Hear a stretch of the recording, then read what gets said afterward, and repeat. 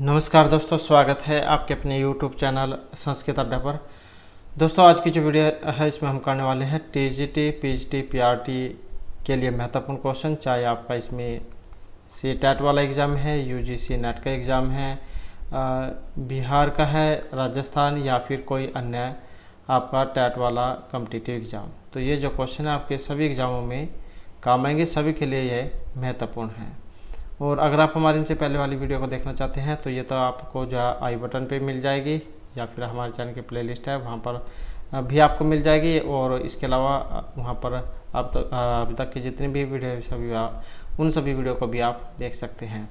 और वीडियो शुरू करने से पहले अगर आपने अब तक हमारे चैनल को सब्सक्राइब नहीं किया तो सब्सक्राइब कर लीजिएगा और आप हमारा जो टेलीग्राम ग्रुप उसे भी ज्वाइन कर लीजिएगा। इनका लिंक आपको इस वीडियो के डिस्क्रिप्शन में मिल जाएगा। तो हमारा जो यहाँ पर पहला क्वेश्चन आया है, इनमें से वृद्धि संज्ञा नहीं होती है। अब वृद्धि संज्ञा इनमें से किसकी नहीं होती है? अ, औ, ओ या ऐ की।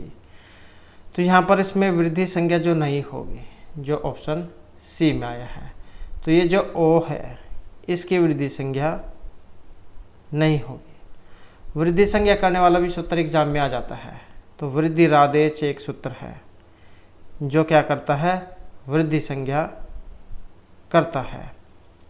और ये जो और आ, औ, ऐ जो आए हैं इनकी होती है वृद्धि संज्ञा। और जो ओ है इसका होता है गुण, जो आद्गुण सूत्र आपने पढ़ा होगा। उसके बाद आ जाता है रे वर्ण का उच्चारण स्थान है यहाँ पर, कंठ, दंत, मूर्धा या फिर ओष्ठ। तो रे वर्ण का उच्चारण स्थान, और उच्चारण स्थान के लिए आपको जो सूत्र जो है उनके बारे में पता होना चाहिए, तब आप इनको आसानी से कर पाओगे। तो और ये जो जितने भी सूत्र है हमारे द्वारा पहले जाए कराए गए थे, तो वो आपको पुराने वाली जो वीडियो है उसमें मिल जाएंगे।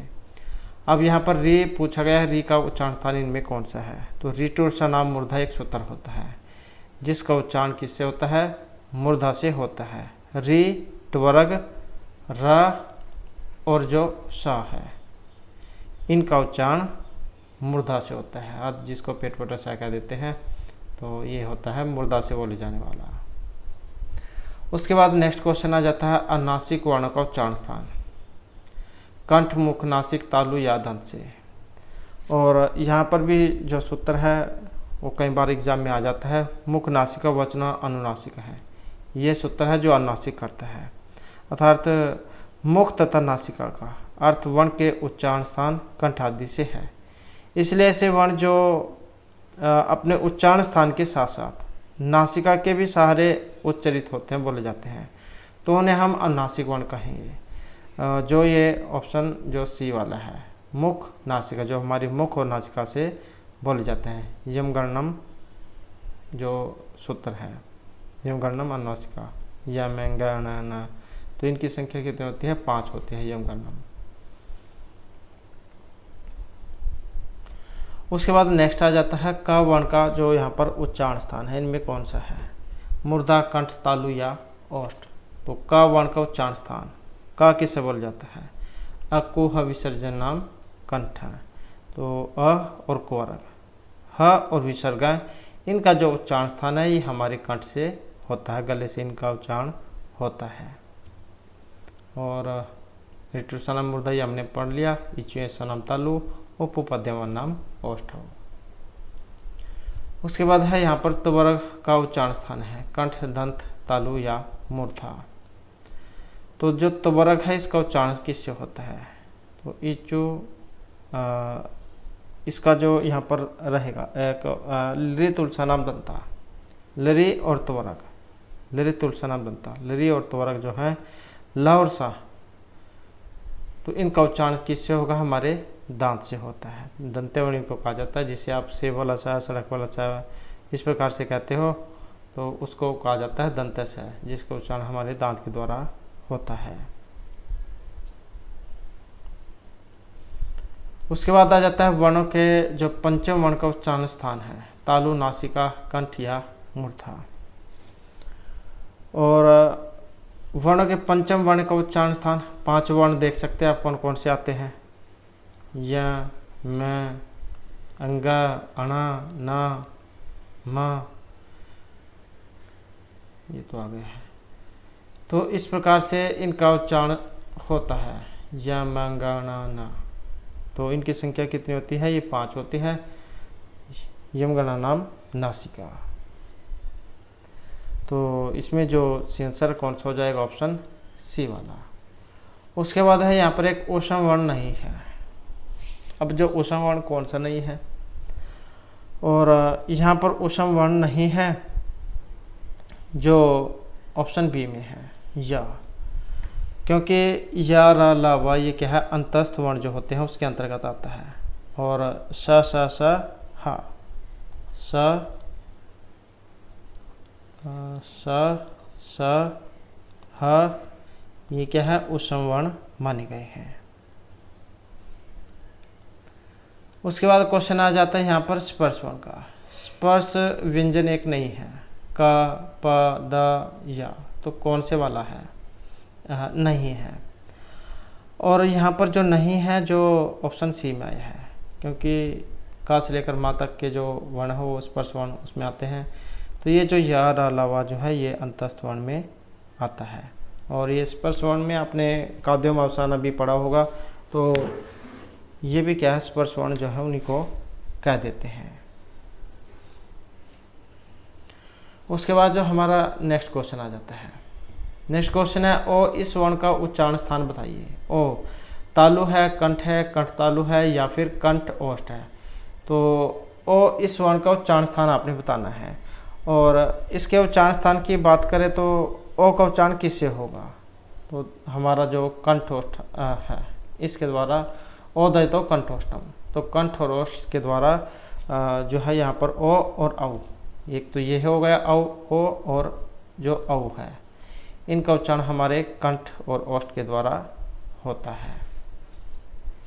उसके बाद जो नेक्स्ट क्वेश्चन आ जाता है त्वरक। अब जो त्वरक है इसका उच्चारण किससे होगा? और त्वरक का उच्चारण किससे होता है? तो लिरि तुलसा नाम दंता। तो किससे होगा? हमारे जो दांत है इससे होता है इनका उच्चारण। लिरि त्वरक ला और सा का उच्चारण दंत से होता है। उसके बाद है कालिदास है इति कालिदास है।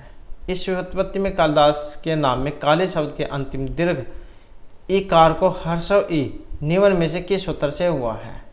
ये जो है जैसे कालिदास है, काली क्योंकि शुरू में ऐसा माना जाता है कि ये मूर्ख थे, फिर इन्होंने काली देवी की उपासना की थी और उससे फिर ये विद्वान हुए। और तो यहाँ पर इसमें ये पूछा गया कि काली जो शब्द है इसके अंतिम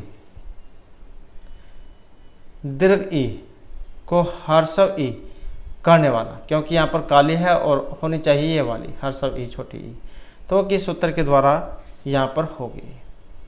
और यहाँ पर जो इनमें देखिए तो जो सूत्र आया है ऑप्शन सी वाला, ज्ञाप संज्ञा छंसो बहुलम, यह वाला एक सूत्र है बहुलम, जिसके द्वारा क्या है ये हर्षव ई कह सकते हैं होती है।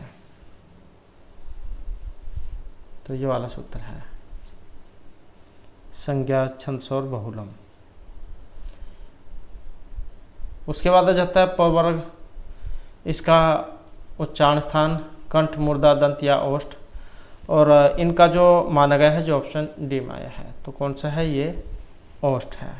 उपपद्यमान नाम ओष्ठ, ओ पवर्ग उपपद्यमाने का स्थान ओष्ठ है। उसके बाद आ जाता है स्पर्श व्यंजनों के वर्ग हैं 2, 4, 5 या फिर 3 स्पर्श वर्ण के, और इनके जो माने गए हैं तो ये रहेगा ऑप्शन बी वाला।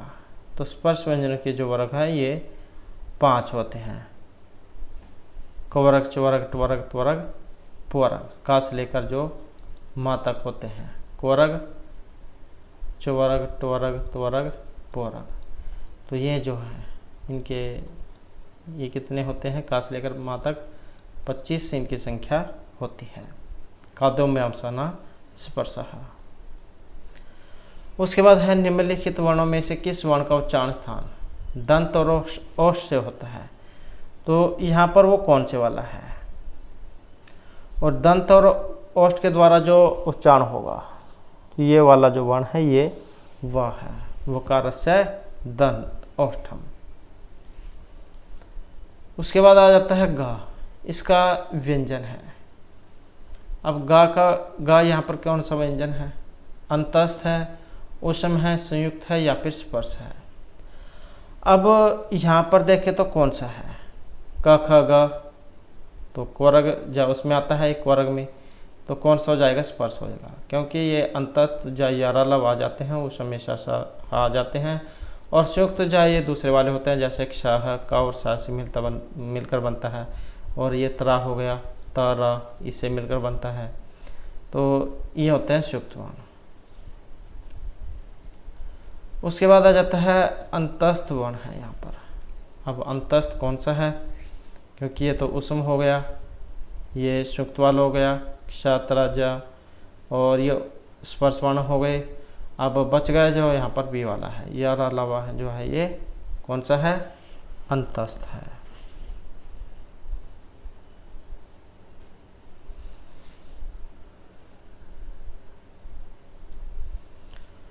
उसके बाद आ जाता है जो ऊष्म व्यंजन है। अब ऊष्म कौन से हैं यहाँ पर? जैसे कि ऊपर वाला जो क्वेश्चन था हमने उसमें भी किए थे, तो कौन से हैं? जो ऑप्शन डी में आई है, स स स हा, तो यही क्या है? ऊष्म व्यंजन है। ऊष्म जो व्यंजन होते हैं इनका उच्चारण एक प्रकार की रगड़ या घर्षण से उत्पन्न ऊष्म वायु से होता है। उसके बाद आ जाता है नेक्स्ट हमारा अभ्यंतर प्रयत्न। अब प्रयत्न कितने होते हैं? 2 हैं। कौन कौन से? अभ्यंतर और बाह्य। अभ्यंतर 5 और बाह्य 11 होते हैं। अब अभ्यंतर प्रयत्न कितने प्रकार के हैं? 2, 3, 4, 5। तो जैसे कि अभी जो हमने क्वेश्चन में किया, तो अभ्यंतर प्रयत्न कितने हैं? तो ये 5 होते हैं।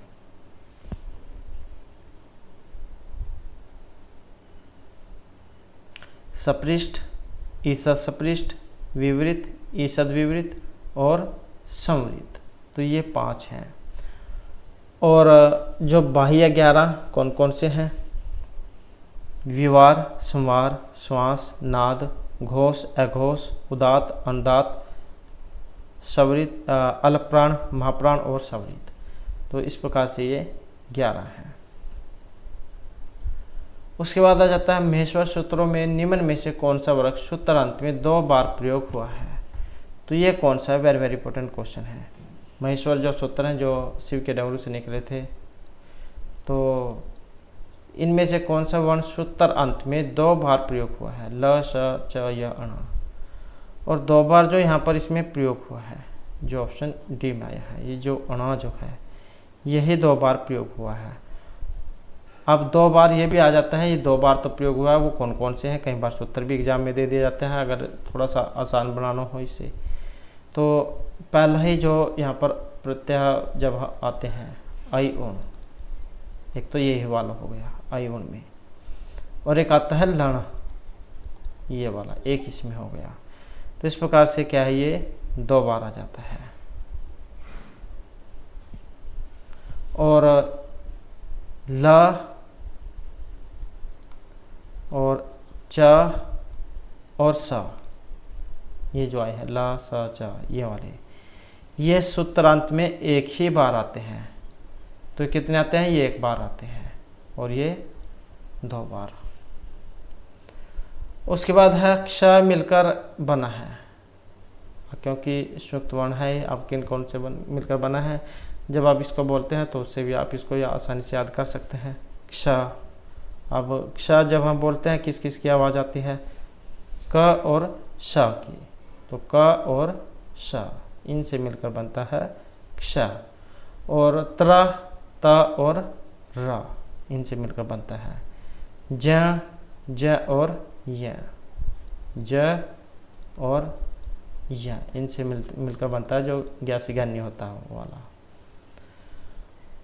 उसके बाद आ जाता है अंतस्थ वर्ण है यहाँ पर। अब पहले भी हमने कर लिए हैं, आसानी से आपके जो याद भी हो चुके होंगे। तो अंतस्थ वर्ण जरा लवा, तो कौन सा हो जाएगा? ऑप्शन जो सी में आया है। उसके बाद है इनमें से कौन सा संयुक्त व्यंजन है? अब संयुक्त बताना है इनमें कौन से वाला है। जैसे कि हमने ऊपर क्वेश्चन किया था ज, ज और या, इनके मिलने से बनता है ज। जिसे ज्ञा से ज्ञानी कह देते हैं। ज्या होता है क्योंकि ज्या और या जो इनके मिलने से ये बनता है। तो ये जो यहाँ पर जा जो है, जैसे कि हमने ऊपर क्वेश्चन किया था, जा और या इनके मेल से बनता है जा। ऐसे ही सरा है, सरा, तो ये भी क्या है, सा और रा, इनके मेल से बनता है सरा। और ऐसे एक शाह है, शाह का और साथ में शाह, इनके मेल से बनता है शाह। और ऐसे ही तरा है, तरा, ता और रा, इनके मेल से बनता है तरा। तो सुक्त जो व्यंजन है इनको कहा जाता है। उसके बाद आ जाता है इनमें से एक स्वर नहीं है, अ, री, ई या ला, कौन सा नहीं है। अब यहाँ पर देखें तो जो ऑप्शन डी में आया है, ये जो ला जो है, ये जो स्वर है उसमें नहीं माना गया है, क्योंकि जो ला जो है ये व्यंजन जो है उसके अंतर्गत आता है, बल्कि और जो ये तीनों दिए गए हैं ये सारे स्वर में आते हैं। उसके बाद आ जाता है ईसा सपृष्ट प्रयत्न है, स्पर्श व्यंजन उष्म अंतस्थ या स्वरों का, ये किसको कहा जाता है, ईसा सपृष्ट। और ये जो कहा गया है जो अंतस्थ जो वर्ण होते हैं, अंतस्थ या रलवा, तो उनको ईसा सपृष्ट भी कहा जाता है। ये भी आपको एग्जाम में देखने को मिल सकता है। और एक और जो है इनको अर्धस्वर भी एग्जाम में आ जाता है कि अर्धस्वर कौन कौन से होते हैं, तो इनको अर्धस्वर भी कहा जाता है। काद्यों में अवसाना, इनको स्पर्शवर्ण कहा जाता है। सल, ये वाला जो श होता है, स ला, सल, तो इनको उष्मवर्ण कहा जाता है। और अचो को स्वरों की संख्या दी गई है। उसके बाद कौन सा ग्रंथ महाभारत पर आश्रित इनमें एक नहीं है। अब इनमें से एक महाभारत पर आश्रित नहीं है, वो कौन से वाला है। और इनमें देखें तो जो ऑप्शन सी में आया है शपनवास दत्तम, तो यही इनमें नहीं आता है। शपनवास दत्तम जो है महर्षि भाषजौन के द्वारा ये रचित है। और इसके अलावा जो ये वीण संहार, नैषधीयचरितम, शिशुपालवधम, तो ये महाभारत पर आश्रित है। और वीण संहारम भट्टनारायण के द्वारा रचित, नैषधीयचरितम श्रीहर्ष और शिशुपालवधम जो महर्षि माघ है इनके द्वारा ये रचित है। उसके बाद आ जाता है अधोलिखित पदों में कौन सा प्रगृह्य संज्ञक है, हरि, गंगे, विष्णु या फिर ये सभी। तो प्रगृह्य संज्ञक कौन सा है, प्रगृह्य संज्ञक जो है यहाँ पर ये इन सभी को इसमें माना गया है। अब प्रगृह्य संज्ञा करने वाला जो यहाँ पर सूत्र है वो कौन सा है, तो इदुद्वय द्विवचन प्रगृह्यम आपने पढ़ा होगा, जो क्या करता है, दीर्घ ई हो गई और दीर्घ ऊ हो गया, और जो एकारांत है नित्य द्विवचन, द्विवचन शब्द क्या है प्रगृह्य संज्ञक होते हैं, जैसे हरि, विष्णु, गंगे, तो इनकी प्रगृह्य संज्ञा होती है इदुद्वय द्विवचन प्रगृह्यम सूत्र के द्वारा। उसके बाद है इनमें से कौन सा स्वर हर्षव नहीं है। अब यहाँ पर एक स्वर हर्षव नहीं है, और वो कौन सा है, इनमें देखें तो जो ऑप्शन सी जो है, तो इनको क्या है यहाँ पर इसमें माना गया है।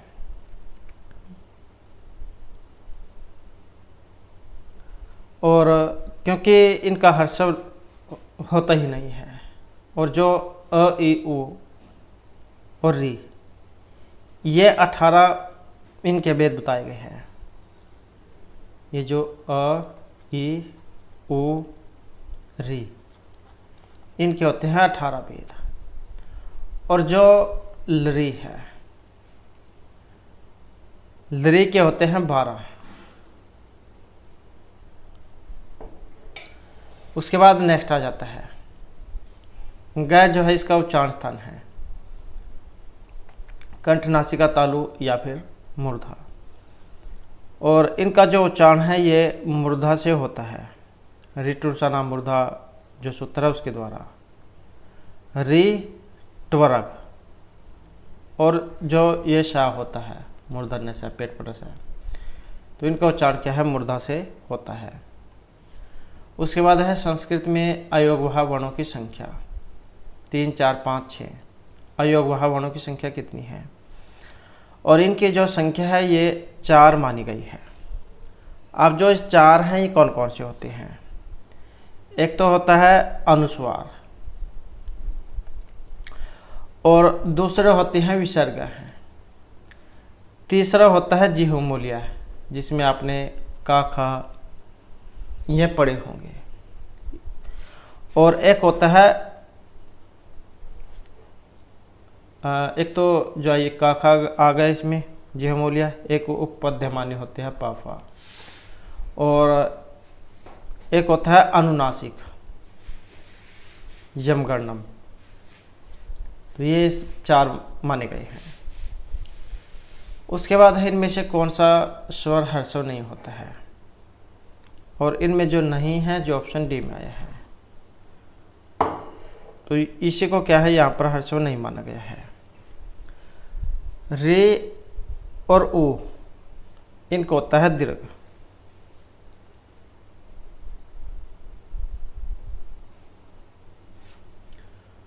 और जो लरी है इसका भी दीर्घ नहीं होता। तो ये जो ओ जो है इसको माना गया है।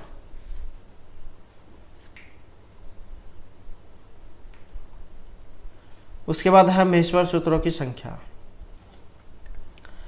महेश्वर जो भगवान शिव जब उनके डमरू से जो निकले थे, तो डमरू बजाने से, तो इनकी जो संख्या है ये 14 होती है। ऐ ऊन ऋलिक एवं एवच हैवरट लण यमगणनम जव्य गड़गस जबगड़दस कप चढ़ चढ़तव कप्य ससर और हल। तो इस प्रकार के ये 14 हैं। उसके बाद है ए और आई की स्वर्ण संज्ञा पाणिनि को अभीष्ट है या नहीं है? और इसमें जो माना गया है, जो ऑप्शन बी वाला है, अर्थात नहीं जो यहाँ पर इसका माना गया था। केवल अ, ई, उ, री और लरी स्वरों की ही स्वर्ण संज्ञा होती है। तो अ और ई जो है इसको ए गुण होता है। उसके बाद है अल्पवंती इति पदमस्ति। अल्पवंती ये एक तिगंत है, अव्यय है, कृदंत है, या फिर ये तदित है। और इनको जो यहाँ पर माना गया है, जो ऑप्शन ए में आया है, तो क्या है, ये तिगंत होते हैं। एक होते हैं शुभंत, एक होते हैं तिगंत। शुभंत होते हैं जो राम के शब्द रूप है, और तिगंत होते हैं जो धातु होती हैं। तिगंत जिस शब्द या पद के अंत में तिंग प्रत्यय का प्रयोग हो उसे कहा जाता है तिगंत। जैसे तिप तस ये वाले जो हैं। उसके बाद है इनमें से कौन सा युगम क्रमशः हर्षव और दीर्घ का प्रतिनिधित्व नहीं करता?